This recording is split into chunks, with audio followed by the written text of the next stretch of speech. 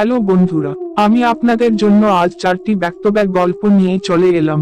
আশা করি গল্পগুলো আপনাদের ভালোই লাগলো। আর বন্ধুরা, গল্পটা যদি ভালো লাগে দয়া করে ভিডিওতে একটি লাইক ও চ্যানেলটিকে সাবস্ক্রাইব করে দিবেন। বন্ধুরা, সাবস্ক্রাইব করতে তো পয়সা লাগে না, দয়া করে একটি সাবস্ক্রাইব করে দিন, কারণ আপনার একটা সাবস্ক্রাইব আমার কাছে খুব দামি। আর আপনারা যদি সাবস্ক্রাইব না করেন নিজেকে নতুন করে ভিডিও তৈরি করতে আর ভালো লাগে না। চলুন বন্ধুরা, এবার গল্প শুরু করা যাক। প্রথম গল্প নাম গোলজুপুরি গ্রাম। গল্প। গোলজুপুরি গ্রামের খ্যাতি ছিল এক সময়। সুন্দর মাঠ, সবুজ গাছগাছালি, আর নিস্তব্ধ সন্ধ্যা। গ্রামের প্রতিটি মানুষ ছিল একে অপরের কাছে যেমন প্রিয়, তেমনি আত্মার মতো ঘনিষ্ঠ। কিন্তু একদিন হঠাৎ করেই বদলে গেল গ্রামের চিত্র। রাতের আধারে অচেনা নিঃশব্দে আগমন করলো এক অদ্ভুত লোক। তার পরনে ছিল সাদা ধবধবে পোশাক, চোখে ছিল অদ্ভুত উজ্জ্বলতা। গ্রামের মানুষেরা ভয় পেল না, বরং সেই লোকের মায়াবী চেহারায় মোহিত হয়ে গেল। লোকটি নিজেকে পরিচয় দিলেন কালু কবিরাজ নামে। সে দাবি করল সে গ্রামের ওঝা, যিনি শত্রু নাশ করতে জানে, রোগ ব্যাধি দূর করতে জানে। কিন্তু গ্রামের মানুষ জানত না তার আসল পরিচয়। কিছুদিন পরেই গ্রামের কিছু অদ্ভুত ঘটনা ঘটতে শুরু করলো। এক রাতের কথা, সন্ধ্যা পেরিয়ে রাত গভীর হয়েছিল, গ্রামের লোকেরা নিজেদের ঘরে ফিরে এসেছিল। তখন হঠাৎ করেই গ্রামের দক্ষিণ কোণ থেকে ভেসে এলো এক নারীর করুণ আর্তনাদ। সবাই ছুটে গেল সেই দিকে, কিন্তু সেখানে কেউ ছিল না। শুধু একটা সাদা শাড়ি পরে থাকা মূর্তি দেখা গেল, যার মুখ ঢাকা ছিল কালো ঘোমটা দিয়ে। সেই রাতেই গ্রামের বুড়ো মানুষটির মৃত্যু হলো। ডাক্তার বললেন মৃত্যু স্বাভাবিক, কিন্তু গ্রামের মানুষদের মনে সন্দেহ জন্মাল।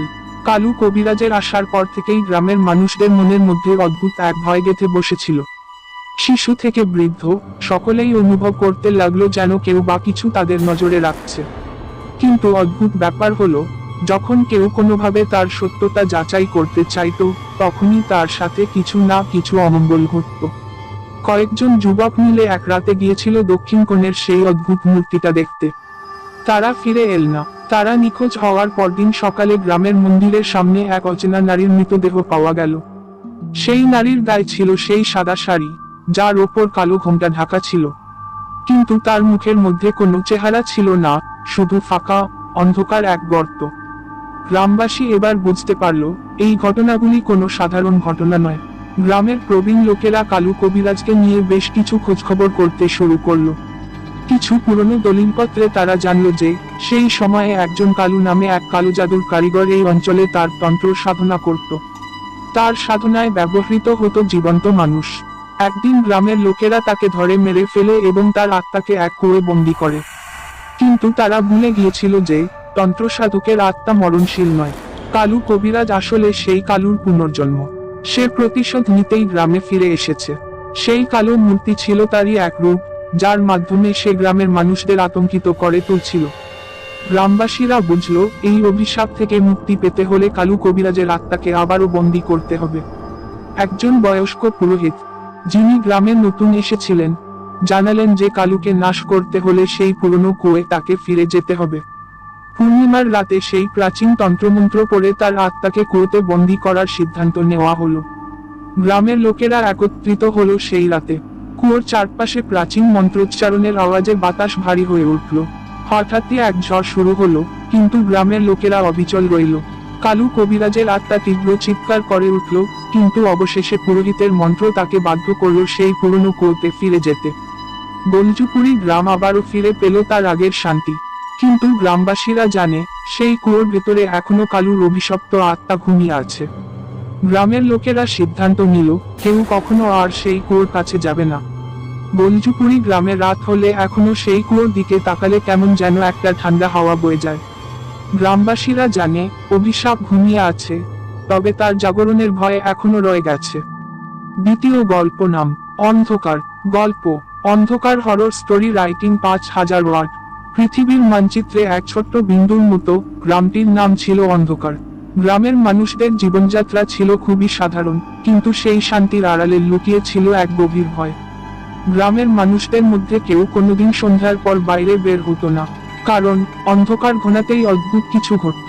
ছোটবেলা থেকেই গ্রামের প্রতিটি শিশুকে শিখিয়ে দেওয়া হতো অন্ধকারে বাইরে যেও না, না হলে আর ফিরে আসবে না। একদিন গ্রামের এক কোণে একটি ভিনদেশী লোক এসে উপস্থিত হলো। লোকটির নাম ছিল রাহুল। সে শহর থেকে এসেছে কিছু পুরনো বাড়ি কেনাবেচার কাজে। গ্রামের মানুষেরা তাকে সতর্ক করলো, কিন্তু রাহুল এসব পুরনো কুসংস্কারকে গুরুত্ব দিল না। সে একটি পুরনো পরিত্যক্ত বাড়ি ভাড়া নিল, যা গ্রামের প্রান্তে ছিল, জঙ্গলের কাছাকাছি। বাড়িটি একসময় জমিদারের ছিল, কিন্তু এখন তা ভুতুড়ে গল্পের কেন্দ্রবিন্দু হয়ে দাঁড়িয়েছে। প্রথম রাতেই রাহুল অনুভব করলো কিছু অস্বাভাবিক। সে বাড়ির ভেতরে কিছু অদ্ভুত আওয়াজ শুনতে পেল, যেন কেউ তার নাম ধরে ডাকছে। প্রথমে সে ভেবেছিল হয়তো তার মনের ভুল, কিন্তু সেই আওয়াজ ধীরে ধীরে আরো স্পষ্ট হতে লাগলো। হঠাৎ করেই এক ঝটকায় সমস্ত বাতি নিভে গেল।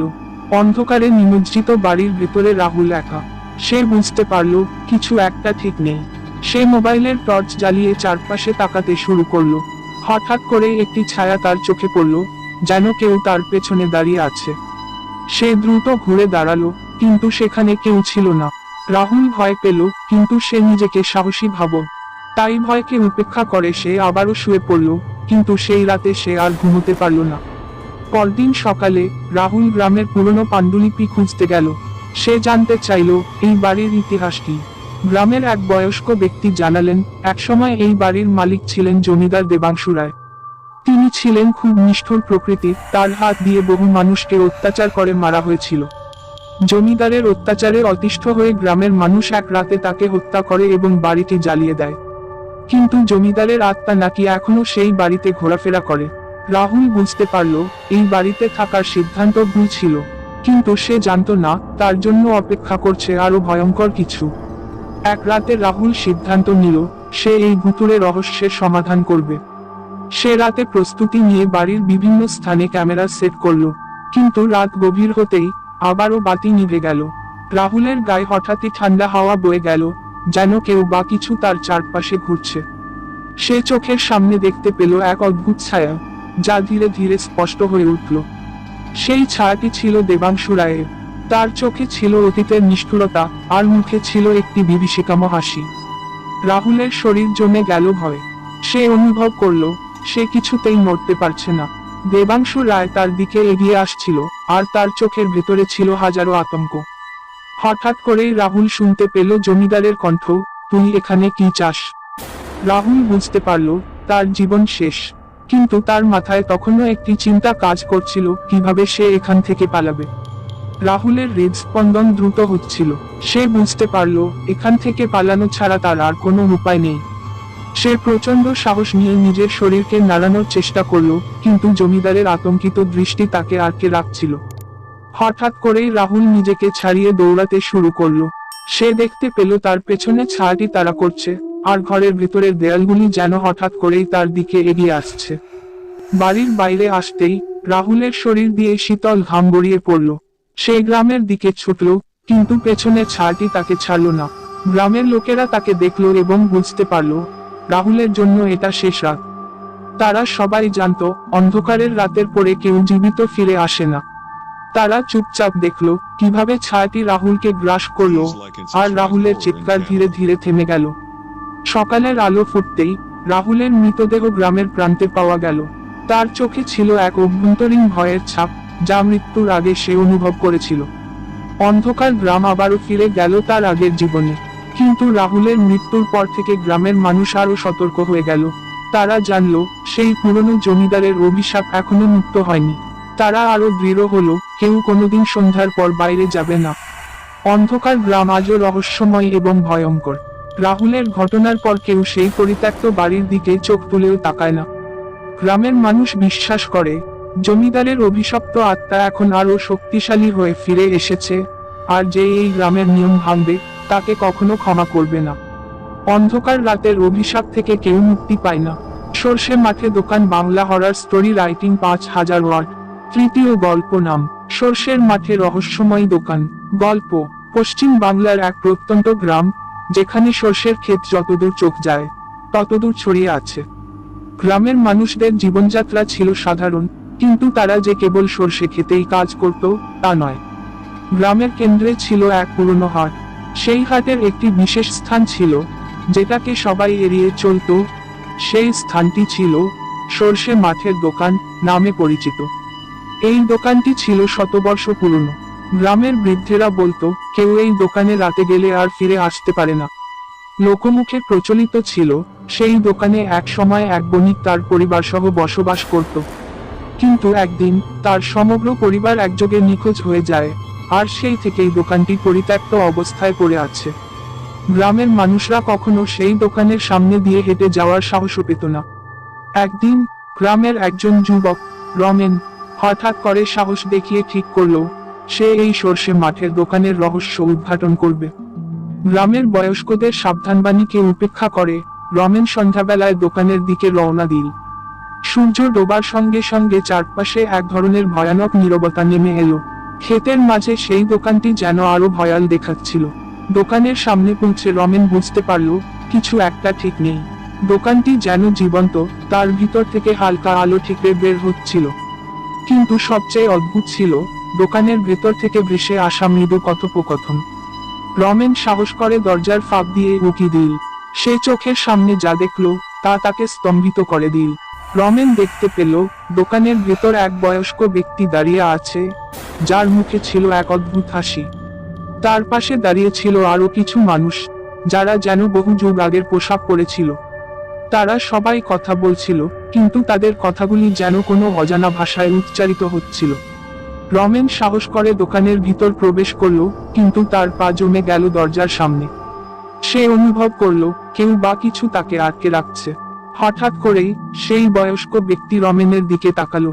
তার চোখের ভেতর থেকে এক ধরনের নিষ্ঠুরতার ছাপ বেরিয়ে এলো। সে বলল, তুই এখানে কেন এসেছিস? তার গলা শুনে রমেনের শরীর কাঁপতে লাগলো। তার মনে হলো যেন সে কোনো অন্য জগতে প্রবেশ করেছে, যেখানে সময় থেমে গেছে। রমেন বুঝতে পারল তার এখানে থাকা উচিত ছিল না। সে পিছনে ফিরে দৌড়াতে চাইল, কিন্তু তার শরীর যেন পাথরের মতো ভারী হয়ে গেল। বয়স্ক ব্যক্তি ধীরে ধীরে রমেনের দিকে এগিয়ে আসতে লাগলো, আর তার মুখের হাসি আরো ভয়ঙ্কর হয়ে উঠল। রমেন হঠাৎ করেই অনুভব করলো তার পেছনে কারো উপস্থিতি। সে ঘুরে দাঁড়াতে চাইলে দেখতে পেল দরজার ফাঁক দিয়ে ঢুকে আসছে কেমন যেন এক কালো ছায়া, যা তার চারপাশ ঘিরে ফেলছে। রমেন প্রচন্ড ভয়ে চিৎকার করতে চাইল, কিন্তু তার গলা থেকে কোনো আওয়াজ বেরোলো না। সেই বয়স্ক ব্যক্তি তার সামনে এসে দাঁড়ালো এবং হঠাৎ করেই রমেন দেখতে পেল তার চারপাশের সবকিছু অন্ধকারে ঢেকে যাচ্ছে। সে বুঝতে পারল তার পক্ষে আর পালানো সম্ভব নয়। সেই ছায়া তাকে গ্রাস করতে লাগলো, আর সে অনুভব করল তার শরীর হীন হয়ে যাচ্ছে। কিছুক্ষণ পরে রমেন নিজেকে খুঁজে পেল দোকানের বাইরে, সর্ষে ক্ষেতের মাঝখানে। সে বুঝতে পারল না কিভাবে সে বাইরে এল। তার মনে কিছুই নেই, শুধু একটা ভয়ঙ্কর স্মৃতি। সে যখন গ্রামে ফিরে এল তখন সকলে তার চেহারা দেখে অবাক হয়ে গেল। রমেনের মুখে সেই আতঙ্কের ছাপ স্পষ্ট হয়েছিল। সে কারো সঙ্গে কথা বলল না, শুধু চুপচাপ বসে থাকলো। কিছুদিন পর রমেন ধীরে ধীরে পাগল হয়ে গেল। সে বারবার বলতো, ওরা আমাকে নিতে আসবে, ওরা আমাকে ছাড়বে না। গ্রামের লোকেরা বুঝতে পারল রমেন সর্ষে মাঠের দোকানের অভিশাপে পড়েছে। তারা রমেনকে ভালো করার চেষ্টা করলেও তাতে কোনো ফল হলো না। রমেনের এই অবস্থার পর গ্রামের মানুষরা আবারও সাবধান হয়ে গেল। তারা সিদ্ধান্ত নিল কেউ আর সেই সর্ষে মাঠের দোকানের ধারে কাছেও যাবে না। সময়ের সাথে সাথে রমেন আরো অসুস্থ হয়ে পড়ল এবং একদিন অন্ধকার রাতে সে হঠাৎ করেই নিখোঁজ হয়ে গেল। তার মৃতদেহ পাওয়া গেল সর্ষে মাঠের ঠিক মাঝখানে, সেই দোকানের সামনে। তার মুখে ছিল এক অদ্ভুত ভয়ঙ্কর হাসি। এরপর থেকে সেই দোকানটি আরো রহস্যময় হয়ে উঠল। গ্রামের লোকেরা বলে, রাত হলে দোকানটির ভেতর থেকে এখনো অদ্ভুত আওয়াজ শোনা যায়, আর যারা সেই আওয়াজ অনুসরণ করে দোকানের দিকে যায় তারা আর কখনো ফিরে আসে না। সর্ষে মাঠের দোকানটি আজও পরিত্যক্ত, আর তার অভিশাপ থেকে কেউ মুক্তি পায় না। চতুর্থ গল্পের নাম কবরস্থানের রাত 2টোর পর। গল্প। গ্রামটি ছিল নিস্তব্ধ, শান্ত আর নির্জন। দিনের বেলায় এখানকার মানুষজন নিজেদের কাজে ব্যস্ত থাকত, কিন্তু রাতের বেলা যেন গ্রামটি সম্পূর্ণ অন্যরকম হয়ে যেত। এই গ্রামের পাশেই ছিল এক প্রাচীন কবরস্থান, যেখানে বহু শতাব্দী ধরে গ্রামের মানুষদের সমাধিস্থ করা হতো। দিনের আলো পড়ার সঙ্গে সঙ্গে গ্রামের মানুষদের মধ্যে এক ধরনের ভয় ছড়িয়ে পড়ত। কারণ রাত 2টোকে সবাই বলতো অভিশপ্ত মুহূর্ত। এই সময়ে কবরস্থানের চারপাশে কেউ ঘেঁষতে সাহস করত না, কিন্তু গ্রামের কিছু যুবক, যারা নিজেদেরকে সাহসী প্রমাণ করতে চেয়েছিল, একদিন সিদ্ধান্ত নিল তারা এই কবরস্থানের রহস্য উদ্ঘাটন করবে। তাদের মধ্যে সবচেয়ে সাহসী ছিল রাজীব।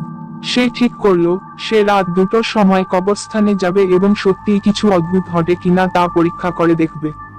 সেই রাতটি ছিল একেবারেই অন্ধকার। চাঁদের আলো যেন কবরস্থানের পাশ দিয়ে যেতে ভয় পাচ্ছিল। রাজীব আর তার বন্ধুরা মশাল হাতে নিয়ে কবরস্থানের দিকে রওনা দিল। পথে তাদের কেউ দেখলে অবাক হতো, কারণ এই পথে রাতের সময় কেউ চলাচল করত না। কবরস্থানের গেটের কাছে পৌঁছেই তারা টের পেল, বাতাসে একটা অদ্ভুত ঠান্ডা হিমেল ভাব, যেন কোথাও থেকে ঠান্ডা বাতাসের ঝাপটা আসছে। কবরস্থানের গেটের সামনে দাঁড়িয়ে রাজীবের বন্ধুদের মধ্যে কেউ কেউ পিছিয়ে যাওয়ার কথা বলল, কিন্তু রাজীব ছিল অটল। সে বলল, যদি আমরা এই গ্রামের গল্পগুলোকে ভ্রান্তি প্রমাণ করতে চাই, তাহলে আমাদের যেতে হবে। এই কথা বলে সে গেট খুলল। গেটটি খুলতেই একটি কর্কশ শব্দ হলো, যেন বহু বছর ধরে সেটা কেউ ছুঁয়েও দেখেনি। ভিতরে প্রবেশ করতেই তারা অনুভব করলো, চারপাশে অদ্ভুত নীরবতা নেমে এসেছে। কবরস্থানের ভেতরে ঢুকে তারা নিজেদের মশাল জেলে সামনে এড়িয়ে যেতে লাগলো। কবরগুলোর পাশে পাশে হাঁটতে হাঁটতে তারা টের পেল, যেন কিছু একটা সামনে এগিয়ে গেল। মশালের আলোয় সে দেখতে পেল, কবরের ভেতরটা খালি, কিন্তু হঠাৎ করেই কবরের চারপাশের মাটি যেন ধীরে ধীরে হাওয়ায় ভেসে উঠতে লাগলো, আর একটি অদ্ভুত শব্দ তার কানে এসে পৌঁছলো, যেন কেউ তার নাম ধরে ডাকছে। রাজীবের বন্ধুরা প্রচন্ড ভয়ে জমে গেল। তারা বুঝতে পারলো, কিছু একটা ঠিক নেই। রাজীবও কিছুটা ভয় পেতে শুরু করলো। হঠাৎ করে তার মশালের আলো নিভে গেল, আর চারপাশে ঘোর অন্ধকার নেমে এলো। সেই অন্ধকারে তারা শুনতে পেল, যেন অনেকগুলো পায়ের শব্দ তাদের চারপাশ ঘিরে আসছে। রাজীব এক ধাক্কায় বুঝতে পারল, তাদের চারপাশে কেউ বা কিছু রয়েছে, যা মানুষের নয়। অন্ধকারের মধ্যে থেকে তারা দেখতে পেল, একটি ছায়া ধীরে ধীরে তাদের দিকে এগিয়ে আসছে। সেই ছায়াটি ছিল সম্পূর্ণ কালো, তার মুখের কোনো আকৃতি বোঝা যাচ্ছিল না। রাজীবের বন্ধুরা চিৎকার করে উঠল, কিন্তু তাদের গলা থেকে কোনো আওয়াজ বেরোলো না। সেই ছায়াটি রাজীবের ঠিক সামনে এসে দাঁড়ালো এবং তার কানে ফিসফিস করে বলল, তুই এখানে কেন এসেছিস? রাজীব অনুভব করলো, যেন তার শরীর জমে যাচ্ছে। তার চোখের সামনে সমস্ত কিছু ঘুরতে লাগলো। হঠাৎ করে সে মাটিতে লুটিয়ে পড়ল, আর তার বন্ধুরা তাকে ধরতে ছুটে গেল। রাজীবের বন্ধুরা তাকে কোনোমতে তুলে কবরস্থানের গেটের দিকে দৌড়াতে শুরু করলো। পেছনে সেই ছায়াটি ধীরে ধীরে তাদের অনুসরণ করতে লাগলো, আর তার সাথে ভেসে আসছিল অদ্ভুত আওয়াজ, যেন মাটির নিচ থেকে অনেকগুলো হাত তাদের টেনে ধরতে চাইছে। তাদের পায়ের তলায় মাটি কাঁপতে লাগলো, আর সেই অন্ধকারে তারা পথ হারাতে শুরু করলো। শেষমেশ তারা কোনোমতে কবরস্থানের গেট পেরিয়ে বাইরে আসতে পারলো। তারা যখন কবরস্থান থেকে বেরিয়ে আসল, তখন তারা শুনতে পেল ভেতরে থেকে এক দীর্ঘ চিৎকার, যা তাদের আত্মাকে শীতল করে দিল। তারা বুঝতে পারল, তারা আজ কোনো অভিশপ্ত স্থানে প্রবেশ করেছিল, যেখানে মানুষ কখনো ফিরে আসে না। পরদিন সকালে গ্রামের মানুষ রাজীবকে অচেতন অবস্থায় তার বাড়িতে দেখতে পেল। তার বন্ধুরা জানালো, কিভাবে তারা রাতের সেই ভয়ঙ্কর অভিজ্ঞতা থেকে বেঁচে ফিরেছে। কিন্তু রাজীব আর কখনো স্বাভাবিক হতে পারল না।